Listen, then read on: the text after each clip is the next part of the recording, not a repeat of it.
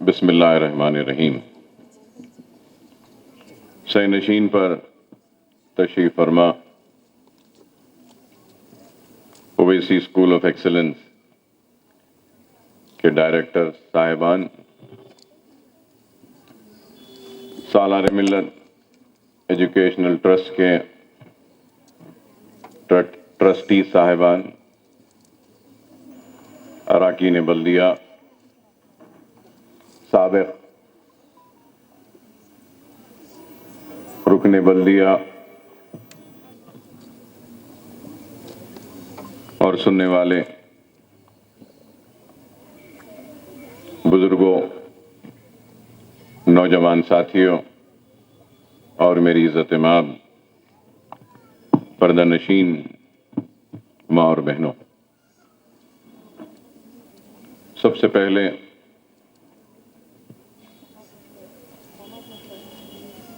میں آپ تمام کو مبارکبادی دیتا ہوں، اور مبارکبادی کس بات کی؟ تو جیسا کہ آپ جانتے ہیں کہ یہ ربیع الاول کا مہینہ ہے اور رسول اللہ صلی اللہ علیہ وسلم کی آمد کا مہینہ ہے۔ یہ مہینہ صاحب قرآن کی آمد کا مہینہ ہے۔ یہ مہینہ کملی والے کی آمد کا مہینہ ہے، اور یہ مہینہ رسول اللہ صلی اللہ علیہ وسلم کی آمد کا مہینہ ہے، تو یہ مہینہ وجہ تخلیق ہے، کائنات کا بھی مہینہ ہے۔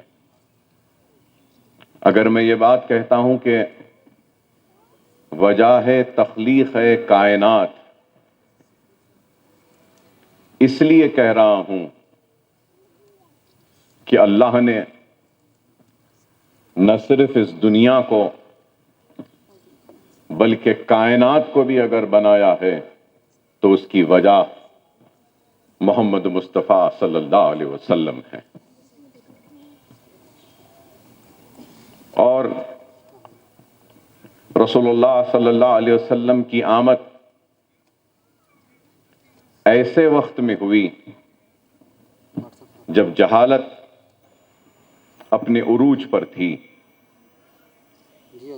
اور جہالت کا یہ عالم تھا کہ بچی کے پیدا ہونے پر زندہ دفن کر دیا جاتا تھا۔ آپسی اختلاف و جھگڑوں کا یہ عالم تھا کہ جہالت کی بہت بڑی واقعات ہے، داستانیں ہیں، میں ان پر نہیں جاؤں گا تفصیل سے، مگر یہ ضرور کہوں گا کہ رسول اللہ صلی اللہ علیہ وسلم کی آمد کا نتیجہ ہے کہ اسلام دنیا کو ملا۔ رسول اللہ صلی اللہ علیہ وسلم کی آمد کا نتیجہ ہے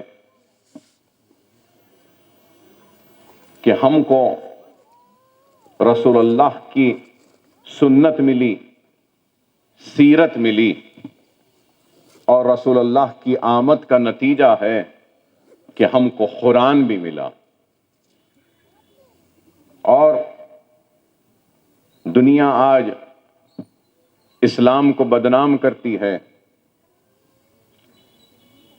اور کئی باتیں، جھوٹی باتیں اسلام سے جوڑ دیتی ہیں، لیکن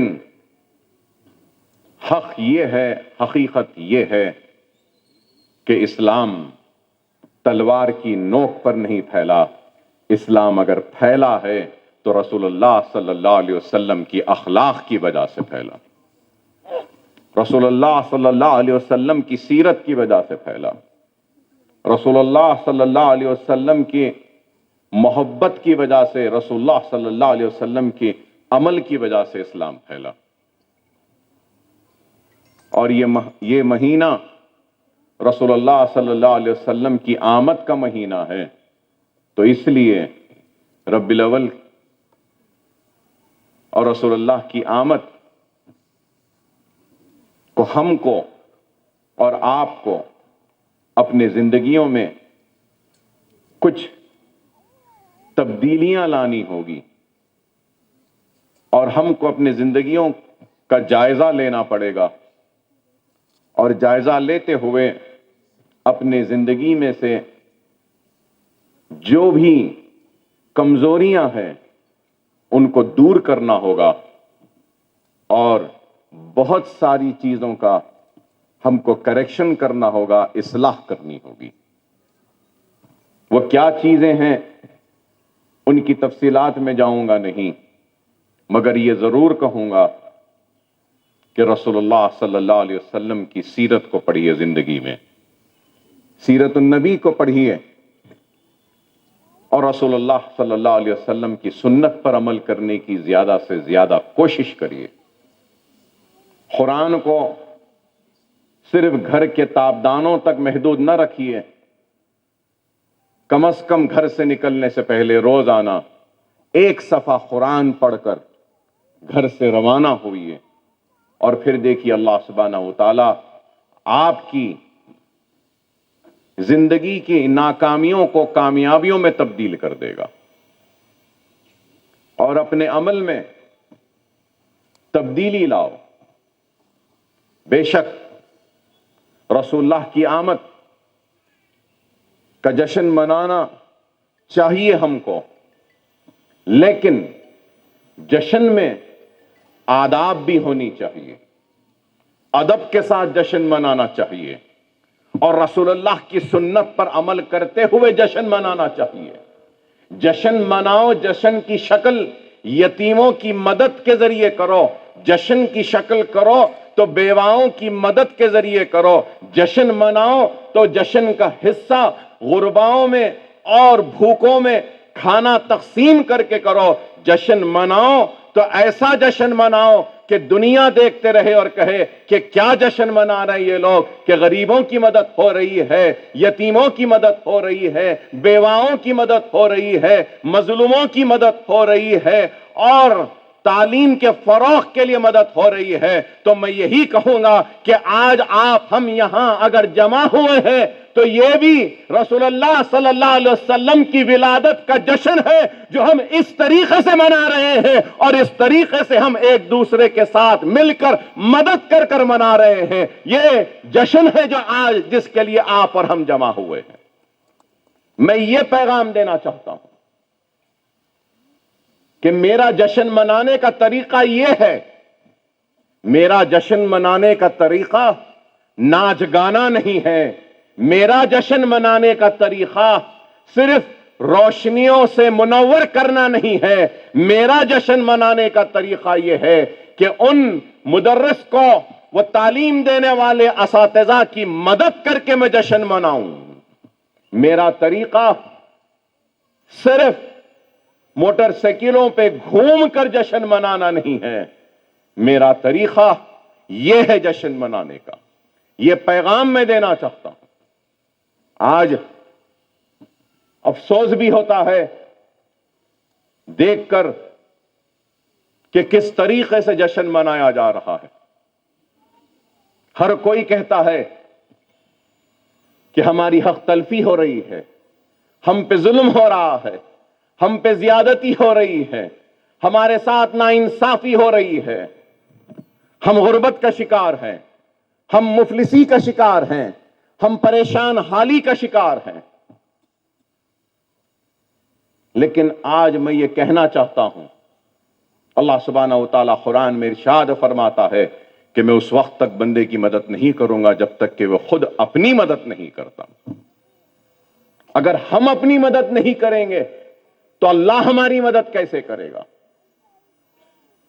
جہاں جہاں بھی میلاد کا جشن ہوتا ہے، میں ان جشن منانے والے اصحاب سے ادباً درخواست کرتا ہوں کہ اپنے جشن کا حصہ یتیموں کی مدد سے بھی کیجئے، اپنے جشن کا حصہ بیواؤں کی مدد کے ذریعے بھی کیجئے، اپنے جشن کا حصہ مظلوم کی مدد کرنے میں بھی کیجئے، اپنی جشن کا حصہ بھوکے کو کھانا کھلانے کا بھی بنائیے، اپنے جشن کا حصہ آپ بے روزگار کو روزگار عطا کرنا، یہ بھی جشن کا حصہ بنائیے۔ اگر ہم صرف آتش بازی کو ہی جشن کا حصہ بنائیں گے، روشنی کو ہی صرف جشن کا حصہ بنائیں گے تو نہیں ہوگا۔ ہم کو یہ پیغام دینا ہوگا۔ آج رسول اللہ صلی اللہ علیہ وسلم کی تعلیمات کو ہم دیکھیے کہ کس طریقے سے یہاں میرے کارپوریٹر صاحبان بھی بیٹھے ہیں، عوامی نمائندے بھی بیٹھے ہیں۔ رسول اللہ صلی اللہ علیہ وسلم ایک مرتبہ مسجد نبوی میں بیٹھے تھے تو ایک بوڑھی عورت نے رسول اللہ صلی اللہ علیہ وسلم کو اشارے سے بلایا، اشارے سے بلایا۔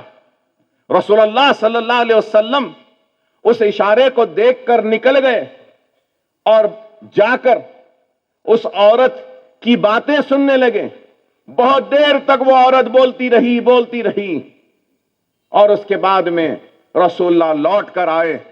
صحابہ کرام نے پوچھا، یا رسول اللہ، آپ اس عورت سے بات کر رہے ہیں جس کے اوپر کوئی توجہ نہیں دیتا؟ لوگ اس کو دیوانی کہتے ہیں، لوگ کہتے ہیں کہ یہ عجیب و غریب عورت ہے، اور آپ اس سے اتنی دیر بات کر رہے ہیں جس پر کوئی توجہ نہیں دیتا، کوئی اس کے بلانے پہ نہیں آتا۔ تو رسول اللہ جواب دیتے ہیں، ہاں میرے لیے ضروری ہے، اس لیے کیونکہ اللہ نے مجھے رسول بنا کر بھیجا۔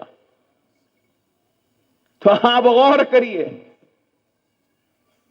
لیکن آج افسوس کہ ہمارے قائدین یا ہم جیسے یا میں اپنے آپ کو بھی شامل کرتا ہوں کہ ہمارے پاس فریادی کی فریاد کو سننے کی فرصت نہیں۔ کام ہو یا نہ ہو، سن لے تو آدھا کام ہو جاتا ہے فریادی کا، اور وہ آدھا کام یہ ہے کہ وہ اپنی دل کی تکلیف کو اپنے رہنما، اپنے لیڈر، اپنے قائد کے سامنے بیان کر دیا تو اس کی آدھی تکلیف تو صرف بیان کرنے سے دور ہو جاتی ہے۔ ارے یہ رسول اللہ کی تعلیم ہے۔ راستے میں کانٹے بچھائے جاتے تھے، کچرا پھینکا جاتا تھا، ایک دن کچرا نہیں پھینکا گیا تو اس کے گھر کو پہنچ جاتے ہیں پتا کر کے کیا بات ہے کہ آج کچرا نہیں پھینکا۔ یہ رسول اللہ کی تعلیم۔ یتیموں کے ساتھ کیا سلوک کہ نماز کے لیے جب جاتے ہیں تو عادت ایک طرف حضرت حسین تو دوسری طرف حضرت حسن کو ایسے اٹھا کر نماز عید کے لیے جاتے تھے۔ عیدگاہ کی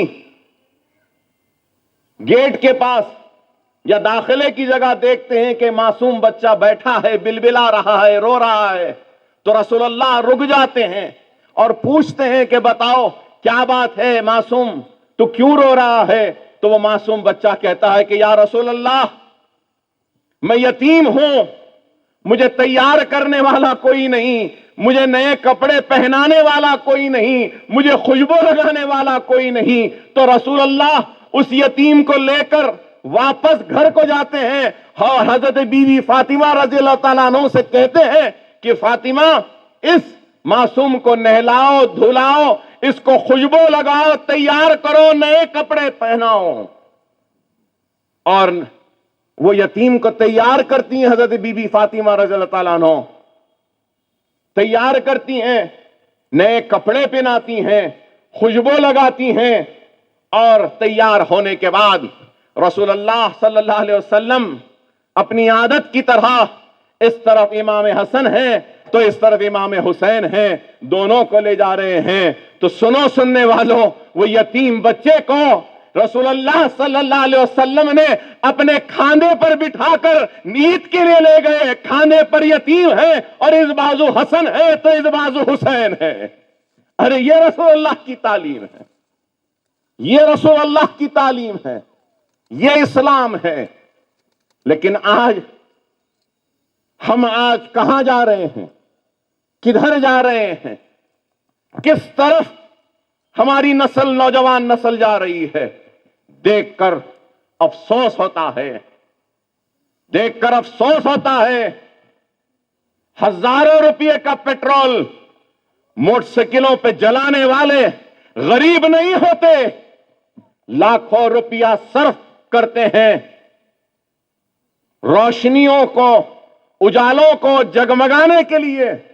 وہ قوم غریب نہیں ہوتی، غریب وہ قوم ہے جس کے پاس علم نہیں۔ میری نظر میں کہوں گا کہ دنیا کہتی ہے کہ اکبر الدین اویسی کے پاس دولت ہے، نہیں، میں دولت مند نہیں ہوں۔ میری نظر میں زمین جائیداد، ہیرے جواہرات یا پیسہ رکھنے والا دولت مند نہیں ہوتا۔ میری نظر میں اگر کوئی دولت مند ہے تو وہ علم رکھنے والا انسان سب سے بڑا دولت مند ہے، اور وہ مدرس، وہ ٹیچر، وہ استاد، وہ استانی ماں جو علم بانٹتی ہے وہ سب سے دولت مند ہے۔ جو آپ ہیں، یہاں بیٹھے لوگ ہیں، افسوس ہوتا ہے کہ لوگ ان اساتذہ کی فکر نہیں کرتے۔ لاک ڈاؤن کے وقت اسکول بند ہو گئے، ہر کسی کو یہی شکایت تھی کہ اسکول والے فیس لے رہے ہیں۔ ٹھیک ہے، کسی حد تک ان کی شکایت جائز تھی کہ اسکول کھلا نہیں لیکن فیس لے رہے ہیں، لیکن کسی نے یہ نہیں سوچا کہ اسکولوں کے اور مدارس کے بند ہونے کی وجہ سے جو اساتذہ بے روزگار ہوئے، جو تنخواہوں سے محروم ہوئے، ان کا گھر کیسے چل رہا ہے، کسی نے نہیں سوچا۔ اور آج رسول اللہ صلی اللہ علیہ وسلم کے غلاموں کے غلاموں کے غلاموں کے غلاموں کا ایک ادنا غلام اپنی جانب سے ایک تحفہ دے رہا ہے آپ کو، قبول فرمانے کی عنایت فرمائیے اور قبول کریے میرے اس تحفے کو۔ بے شک کہ میرا تحفہ جو میں آج آپ کو دے رہا ہوں بہت کم ہے، اس کی کوئی اہمیت نہیں ہے، میں جانتا ہوں آپ کی نظر میں اس کی اہمیت نہیں ہے، دنیا کی نظر میں بھی نہیں ہوگی۔ یہ بہت چھوٹا سا حقیر نذرانہ ہے جو میں آپ لوگوں کو پیش کر رہا ہوں، اس کو قبول فرمائیے۔ یہ میری جانب سے مدد نہیں ہے آپ کی، یہ میری جانب سے کوئی تعاون نہیں ہے آپ کے لیے، یہ میری جانب سے ایک امداد بھی نہیں ہے، یہ ایک میری جانب سے ایک چھوٹا سا نذرانہ ہے جو میں آپ کو پیش کر رہا ہوں، اس کو قبول کیجئے، یہی آپ سے درخواست کروں گا۔ میں کسی پہ احسان نہیں کر رہا ہوں، اللہ نے مجھ پر بہت بڑا احسان کیا، اللہ نے مجھ پر بہت بڑا احسان کیا، اس گنہگار پر بہت بڑا احسان کیا کہ اللہ نے میرے بچوں کو یتیم ہونے سے بچایا آپ کی دعاؤں کی وجہ سے۔ اس حیدرآباد کے مسلمانوں کی دعاؤں کا نتیجہ ہے کہ اکبر الدین اویسی آج بقید حیات زندہ آپ کے سامنے کھڑا ہے۔ اگر دعائیں نہ ہوتی تو شاید میں آج یہاں کھڑا نہ ہوتا، اگر آپ کی دعائیں نہ ہوتی تو آج میرے بچے قابل و تعلیم یافتہ نہ ہوتے۔ یہاں میں اپنے بچے کو لایا ہوں یا یہاں پہ بٹھایا ہوں اس لیے نہیں کہ میں اپنی بیٹے کو اپنے بعد لانا چاہوں سیاسی زندگی میں، یا اس لیے نہیں کہ میں اپنے بچے کو مشہور کروں، اس لیے نہیں کہ وہ آپ سے آ کے مخاطب کرے، بلکہ میں دکھانا چاہتا ہوں اور سکھانا چاہتا ہوں کہ دینا کس کو بولتے ہیں۔ پہلے اگر عوام کی خدمت کرنا ہے تو دینا سیکھو، بانٹنا سیکھو، یتیموں کی مدد کرنا سیکھو، بے سہاراؤں کا سہارا بننا سیکھو۔ یہ تعلیم دینے کے لیے بلایا ہوں، کوئی عزت یا شہرت کمانے کے لیے نہیں، کیونکہ میں چاہتا ہوں کہ جو کام میں نے کیا ہے میرے بعد بھی وہ کام جاری رہے.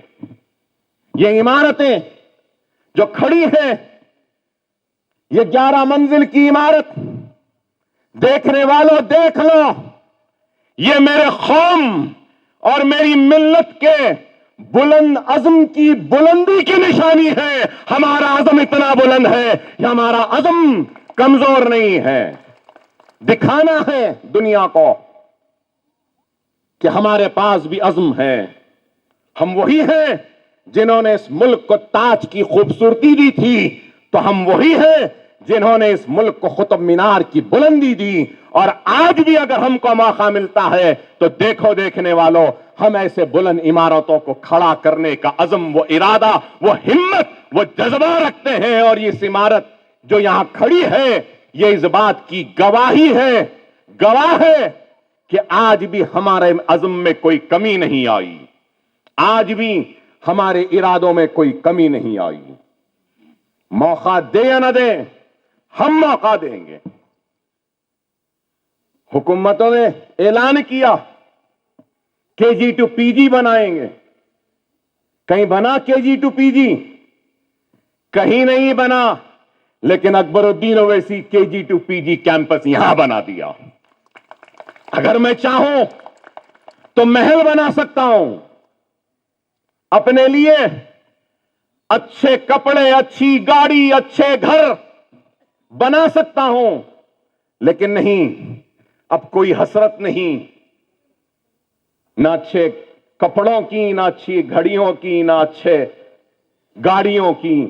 اگر کچھ حسرت ہے، کچھ خواہش ہے، کچھ تڑپ ہے، تو مسلمانوں کے روشن مستقبل کی اور سنہرے مستقبل کی، کامیاب زندگی کی، آنے والے نسل کے کامیابی کی ایک خواہش ہے، اپنی ذات کی نہیں. اور ہم کام کر رہے ہیں. بے شک بہت سے لوگ اکبر الدین اویسی کو پسند نہیں کرتے، ناپسند کرے مجھے پرواہ نہیں. اکبر الدین اویسی کا کام ان کو پسند نہیں، ناپسند کرے مجھے پرواہ نہیں.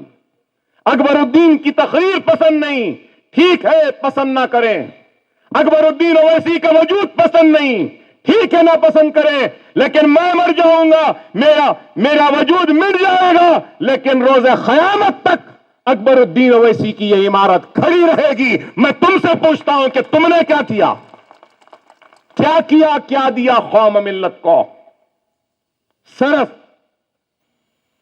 اور صرف باتیں کرتے رہے لوگ. اکبر اویسی باتیں نہیں کرتا، عمل کرتا ہے، عمل کے ساتھ کام کرتا ہے. ہزاروں بچوں کے مفت تعلیم کا انتظام کوئی معمولی کام نہیں ہے. یہ عمارت، اب تک اس عمارت پر 27 کروڑ روپیہ صرف ہو چکا ہے. 27 کروڑ کوئی آسان نہیں ہے. کتنے عمارتیں ایسی؟ شہر حیدرآباد میں کتنی عمارتیں ہیں؟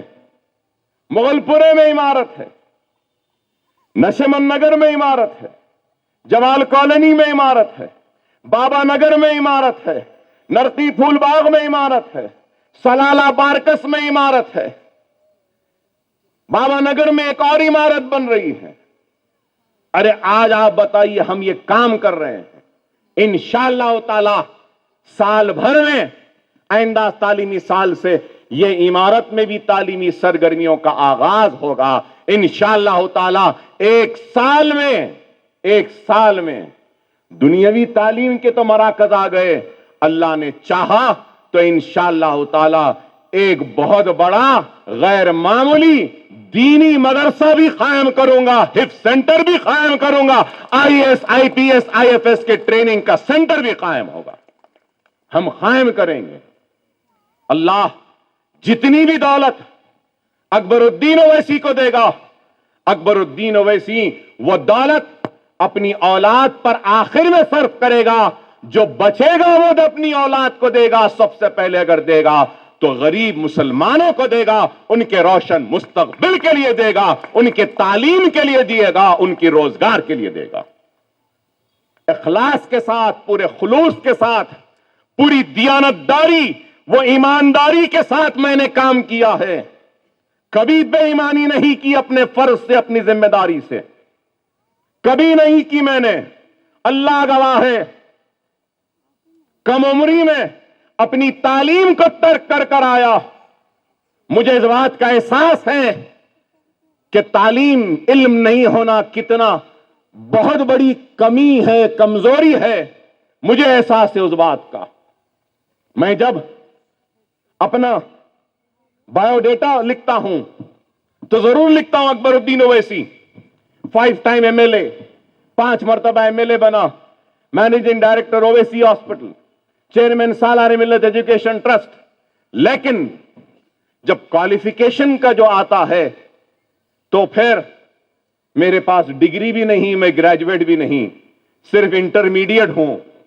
تو وہ ایک درد، وہ ایک تکلیف، وہ ضرب جو میرے سینے میں ہے، وہ اس کو مٹانے کی اگر میں کوشش کر رہا ہوں تو وہ یہ ہے کہ اپنے اداروں کے قیام کے ذریعے جو علم میں حاصل نہیں کرا، میں اپنے حلقے کے ہر گھر میں رہنے والے ہر بچے کے گھر میں وہ علم کی روشنی کو جلاؤں گا جو علم سے میں محروم تھا۔ میں گریجویٹ نہیں ہوا، لیکن میں چاہتا ہوں کہ میرے بچے گریجویٹ ہوں، ان کا مستقبل آگے بڑھے۔ نوجوانوں سے میں کہتا ہوں، خدا را آپ ٹیچر سے بھی یہی کہوں گا، ڈگری ہے ہمارے پاس لیکن سکل نہیں ہے۔ سکل ڈیولپمنٹ پہ توجہ دیجیے، سکل ڈیولپمنٹ پر۔ نیشنل اکیڈمی آف کنسٹرکشن کا ایک شاخ ہائی ٹیک سٹی میں تھا، وہاں سے لے کر میں، بلڈنگ نہیں تھی تو جمال کالونی کے میرے اسکول میں ان کو جگہ دے کر نیشنل اکیڈمی آف کنسٹرکشن کا ایک سینٹر لایا۔ وہ کیا سینٹر ہے؟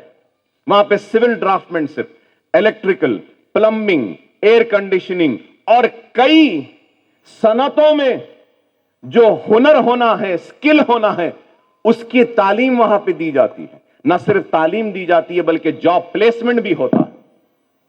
استفادہ اٹھائیے۔ آج آپ لاک ڈاؤن کے وقت دیکھیں کہ کتنے مائگریشن ہوا، لیبر مائگریٹ کر رہے ہیں۔ میں یہ جاننا چاہتا ہوں، میں پوچھنا چاہتا ہوں، میری بات خراب دکھے گی، ہمارے بچوں میں جن میں تعلیم نہیں ہے، جن میں علم نہیں ہے، تعلیم کسی وجہ سے ترک کرے ہیں، کیا ہمارے بچے کیا AC ٹیکنیشین نہیں بن سکتے؟ کیا ہمارے بچے الیکٹریشین نہیں بن سکتے؟ کیا ہمارے بچے پلمبنگ کا کام نہیں کر سکتے؟ کیا ہمارے بچے کوئی میستری نہیں بن سکتے؟ لیکن ہم سمجھتے ہیں نہیں، بڑی مایوب بات ہے، ہمارا بچہ اور میستری کرے، نہیں کرے گا۔ ہمارا بچہ اور الیکٹریشین کا کام کرے، نہیں کرے گا۔ ہمارا بچہ پلمبنگ کرے، نہیں کرے گا۔ ہمارا بچہ کارپینٹری نہیں کرے گا۔ ہمارا بچہ ویلڈنگ نہیں کرے گا۔ ہمارا بچہ موٹر میکینک نہیں کرے گا۔ ارے کیا عیب ہے؟ کوئی عیب نہیں ہے۔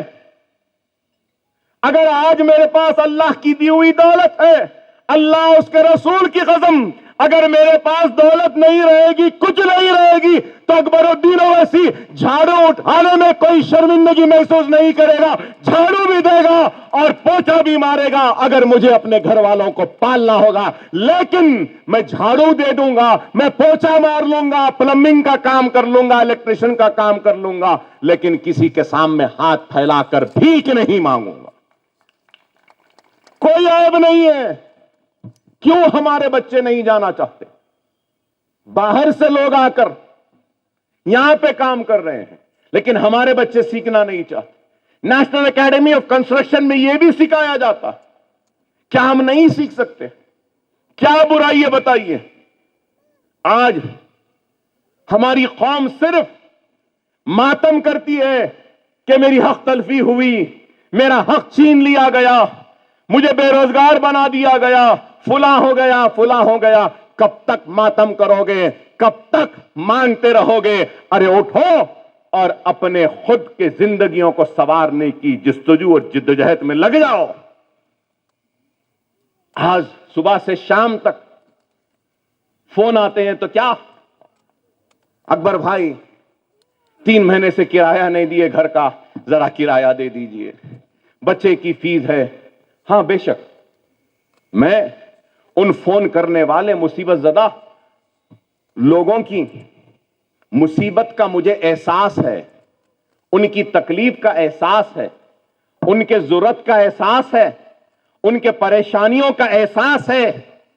لیکن میں یہ پوچھنا چاہتا ہوں، ایک وقت میں اگر کچھ پیسے دے دوں تو کتنے دن پیسے چلیں گے؟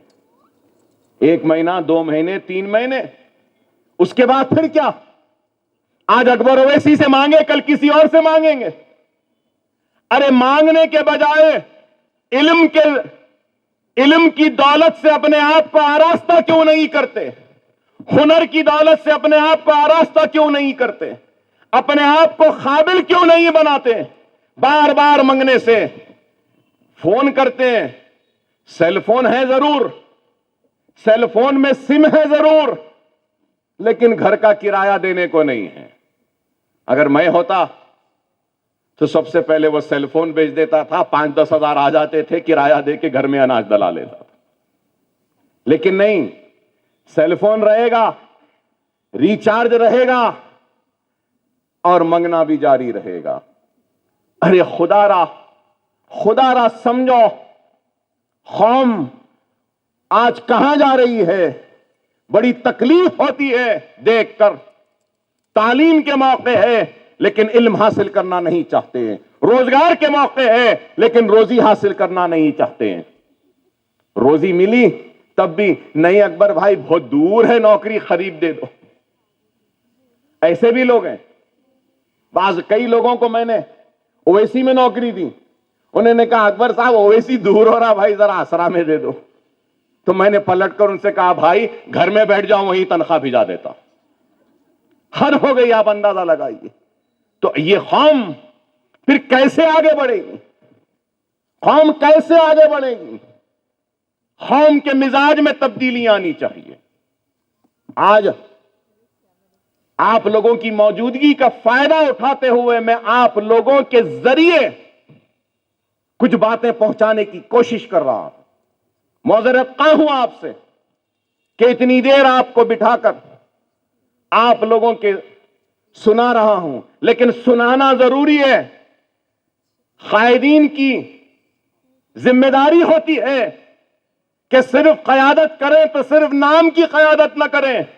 قائد وہ ہوتا ہے جو اپنی قوم کی تربیت کرے، اپنی قوم کی گمراہی پر اس کو روکے، اپنی قوم کی ناکامیوں کو کامیابی میں بدلے، قوم کی کمزوریوں کو دور کرے اور قوم کو صحیح راستہ دکھائے. وہ حقیقی قائد ہوتا ہے. مجھے اقتدار کی کوئی خواہش تھی نہ ہے نہ کبھی رہے گی، نہ MLA بننے کی کبھی خواہش تھی نہ ہے نہ رہے گی. نہیں ہے مجھے خواہش ہے تو صرف اس بات کی کہ اللہ نے جو کچھ بھی دیا ہے موقع، چاہے وہ اقتدار کا ہو، چاہے وہ دولت کا ہو، چاہے وہ طاقت کا ہو، جو ہو سکتا ہے اس کے ذریعے مستحقین کی، غریبوں کی، یتیموں کی، مظلوموں کی، بیواؤں کی مدد کرو. یہی ہماری خواہش ہے.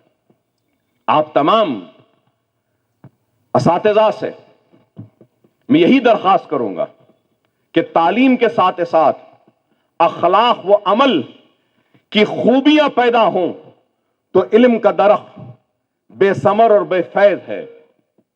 اگر ہم اپنے علم کے ساتھ ساتھ اخلاق نہیں سکھائیں گے، تعلیم نہیں دیں گے، تو پھر اونٹ بھر کتابیں پڑھنے سے کچھ نہیں ہوگا اگر ہمارے پاس وہ اخلاق نہیں. یہ بھی تعلیم دینی ضروری ہے. قابلیت بہت اہم چیز ہے، لیکن صرف قابلیت نہیں ہے، کافی نہیں ہے.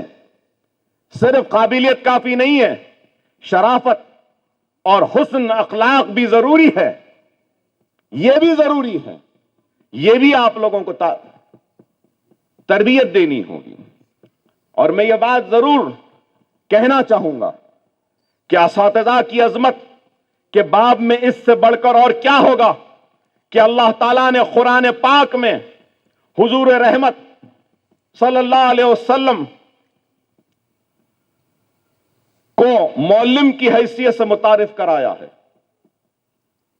معلم کی حیثیت سے اور خود نبی کریم صلی اللہ علیہ وسلم نے بھی ارشاد فرمایا کہ مجھے معلم بنا کر بھیجا گیا ہے. رسول اللہ صلی اللہ علیہ وسلم نے بھی کہا کہ مجھے معلم بنا کر بھیجا گیا. امیر المومنین حضرت عمر فاروق رضی اللہ عنہ سے پوچھا گیا کہ اتنی بڑی اسلامی مملکت کے خلیفہ ہونے کے باوجود آپ کے دل میں کوئی حسرت ہے؟ تو آپ نے ارشاد فرمایا کہ کاش آپ نے ارشاد فرمایا کہ کاش میں ایک معلم ہوتا. اور وہ معلم آپ ہے، وہ معلم آپ ہیں. یہ مقام ہے آپ کا. اور اگر آپ کے اسٹوڈنٹس آپ کا احترام نہیں کریں گے، آپ کی عزت نہیں کریں گے، تو پھر آپ کی تعلیم بھی ناکام ہوگی. معلم کا احترام، معلم کی رسپیکٹ، معلم کی عزت ان کے دلوں میں بھرنا وہ آپ کی ذمہ داری ہے. آپ کی ذمہ داری ہے کہ ان کے دل میں دنیاوی تعلیم کے ساتھ دینی تعلیم بھی دیں. آپ کی ذمہ داری ہے کہ معصوم کے ذہن میں خوف خدا کو بھر دیں، اللہ کا خوف بھر دیں کہ اگر تو یہ کرے گا تو اللہ کا عذاب ہوگا. وہ آپ کی ذمہ داری ہے. والدین بچوں کو زندگی دیتے ہیں مگر اساتذہ بچوں کو زندگی جینے کا سلیقہ سکھاتے ہیں. یہ میں سمجھتا ہوں. والدین ضرور زندگی دیتے ہیں مگر اساتذہ بچے کو زندگی جینے کا سلیقہ سکھاتے ہیں. یہ مقام ہے آپ لوگ کا، اور اس مقام کو سمجھنا ہے اور سمجھتے ہوئے ہم کو کام کرنا ہے. سکندر اعظم سے کسی نے پوچھا کہ وہ کیوں اپنے استاد کی اس درجے تعظیم کرتا ہے. سکندر اعظم نے کہا کہ اس کے والدین اسے آسمانوں سے زمین پر لے آئے ہیں جبکہ خیر میں ختم کرتا ہوں اور آپ تمام سے یہی کہوں گا کہ آپ اپنے بچوں کے روشن مستقبل پہ توجہ دیں. میری جانب سے جو بھی آج ایک چھوٹا سا نذرانہ دیا جا رہا ہے اس کو قبول فرما کر آگے بھی جو بھی میری ذات سے ممکن ہے میں ضرور تعاون کرتا رہوں گا. آپ یہاں پر آئے، آپ کا شکریہ. ہماری اس تعاون کو اور ہمارے اس نذرانے کو قبول کر رہے ہیں، اس کا شکریہ. سارے اصحاب جنہوں نے اس کام کے لیے اپنی جانب سے تعاون کیا، نصیر غیاث صاحب کا، دوسرے لوگوں کا، ہمارے C S P D department Owaisi hospital کا، امتل میڈم صاحبہ، ڈائریکٹر صاحبہ اویسی اسکول کا، میں ان سب کا شکریہ.